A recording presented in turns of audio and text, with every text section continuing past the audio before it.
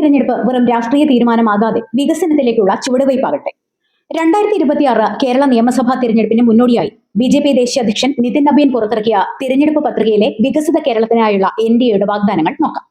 സാമ്പത്തികമായി പിന്നാക്കം നിൽക്കുന്ന കുടുംബങ്ങളിലെ വനിതകൾക്ക് പ്രതിമാസം 2500 രൂപ റീചാർജുള്ള ഒരു ഭക്ഷ്യ ആരോഗ്യ സുരക്ഷാ കാർഡ് നൽകും. ഇത് പലചരക്ക് സാധനങ്ങൾ വാങ്ങാനും മരുന്നുകൾ വാങ്ങാനും ഉപയോഗിക്കാം. പിന്തുണ ആവശ്യമുള്ള എല്ലാ വിളകൾക്കും താങ്ങുവില അഥവാ MSP ഉറപ്പാക്കും.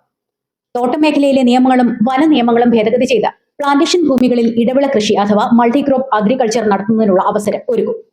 ആയുഷ്മാൻ ഭാരത് പദ്ധതി എല്ലാ മലയാളികൾക്കും ലഭ്യമാക്കും. അടിയന്തര ചികിത്സാ ആവശ്യങ്ങളിൽ 5 ലക്ഷം രൂപ വരെ ഇൻഷുറൻസ് പരിരക്ഷ ഇതുവഴി സാധ്യമാകും. കേരളത്തിന്റെ ദീർഘകാല സ്വപ്നമായ എയിംസ് യാഥാർത്ഥ്യമാക്കും.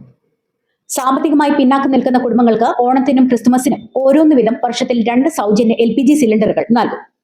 കേരളത്തിലെ ഓരോ വീടിനും പ്രതിമാസം 20,000 ലിറ്റർ കുടിവെള്ളം സൗജന്യമായി നൽകും.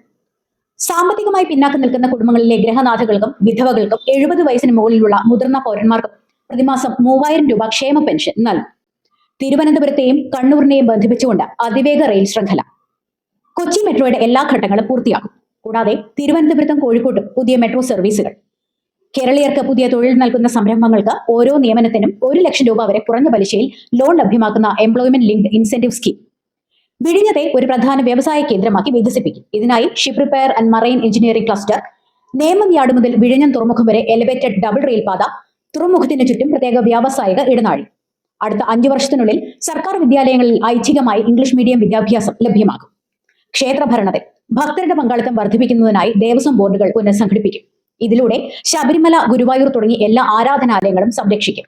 ശബരിമലയിലെ സ്വർണ്ണക്കൊള്ളയിൽ സമയബന്ധിതമായി CBI അന്വേഷണം നടത്തി അഴിമതിക്കാരെ നിയമത്തിന് മുന്നിൽ കൊണ്ടുവരും.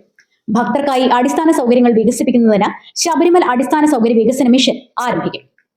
മുല്ലപ്പെരിയാർ തമിഴ്നാടിന് വെള്ളം, കേരളത്തിന് സുരക്ഷ. തമിഴ്നാടിന്റെ ജലാവകാശത്തെ ബാധിക്കാതെ കേരളത്തിന്റെ സുരക്ഷയും തമിഴ്നാടിന്റെ ജലലഭ്യതയും ഉറപ്പാക്കാൻ കേന്ദ്ര സർക്കാരുമായും തമിഴ്നാട് സർക്കാരുമായും സഹകരിച്ച് പ്രവർത്തിക്കും. ഓരോ കോർപ്പറേഷനെയും നാടിന്റെ സാമ്പത്തിക വികസനത്തിന്റെ കേന്ദ്രങ്ങളാക്കി മാറ്റാൻ ഓരോന്നിനും പ്രത്യേകമായ വികസന പദ്ധതികൾ ആവിഷ്കരിക്കും. തിരുവനന്തപുരം കോർപ്പറേഷൻ IT ഇന്നൊവേഷൻ തലസ്ഥാനം. കൊച്ചി ഇന്ത്യയുടെ കപ്പൽ നിർമ്മാണ തലസ്ഥാനം. Kozhikode corporation health care medical innovation hub.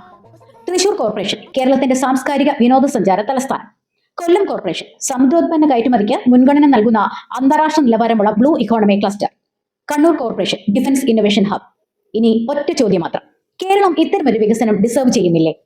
മാറ്റം വേണമെങ്കിൽ ഇത്തവണ തീരുമാനം മാറ്റണം.